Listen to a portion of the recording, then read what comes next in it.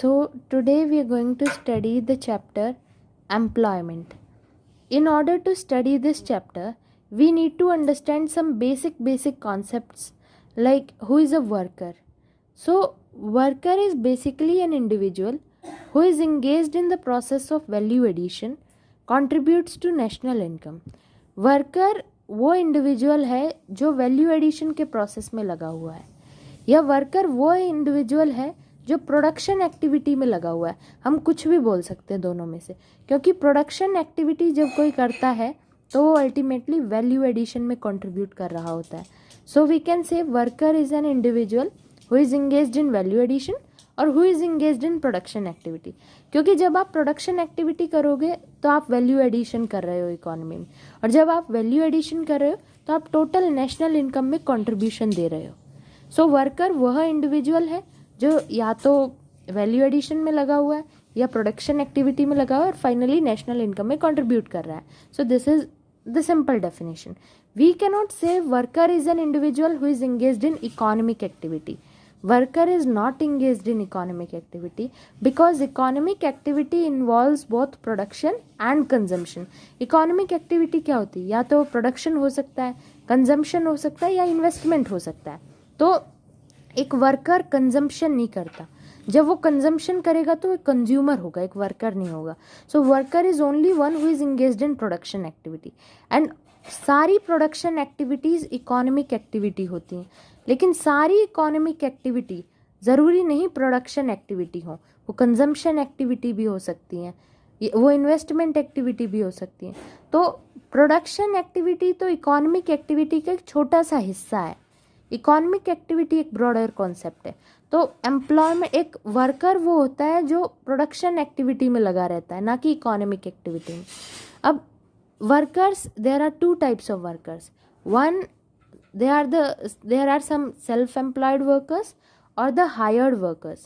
Self-employed workers, they are engaged in their own business.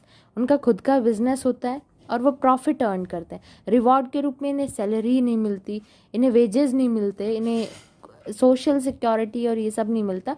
इन्हें केवल ये खुद का बिजनेस होता है.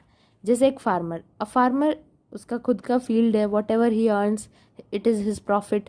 उसकी कोई सैलरी नहीं होती, उसका कोई वेज नहीं होता. So they are the self employed workers, business entrepreneurs. फिर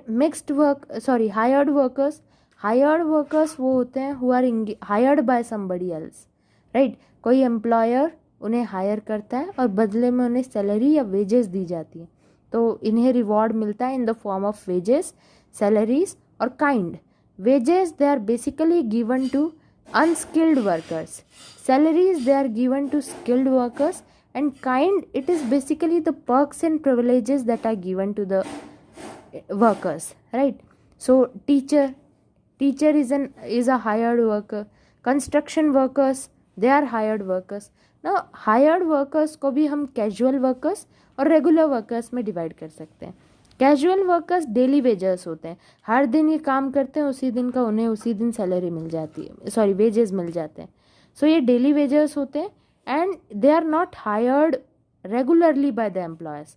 ठीक है, रेगुलर बेसिस पर इन्हें हायर नहीं किए जाते, या डेली इन्हें ऐसे डेली का डेली इन्हें पैसा दे दिया जाता है. So they do not get any social security. As well. Social security basically involves gratuity, pension, PF, provident fund. So these are the social securities. तो casual workers को इन सब की advantages नहीं मिलती. तो इसमें basically construction workers होते हैं जो daily they work and at daily basis they get the wages and they are basically unskilled, right? Casual workers, they are basically unskilled labor. Then comes the regular workforce, right? Regular workers, they are permanently hired by the employers. Employers, they permanently hire them, they give them salary permanently, they are basically skilled and they get all the social benefits. Benefits like provident fund, gratuity, pensions. So they are entirely different. Both are the hired workers, but they are casual, they are daily wages. They do not get any social security and they are not hired on regular basis. And these people, they are hired on regular basis they get all the social benefits, and usually they are skilled ones, they are unskilled ones. This involve a teacher. So this was all about labor worker, types of workers, types of hired workers. So what is most important, which people often ignore, is that worker do not get engaged in economic, he gets engaged in economic activity, but ultimately we cannot say that he is the one who is doing all the economic activities. So consumption is not done by a worker. When a worker does consumption, when a worker gets engaged in consumption, he is a consumer at that time. So we can basically, so this is the basic thing that you need to keep in mind. Never write economic activity here. So this was all about, we'll discuss other concepts in the next video. Thank you.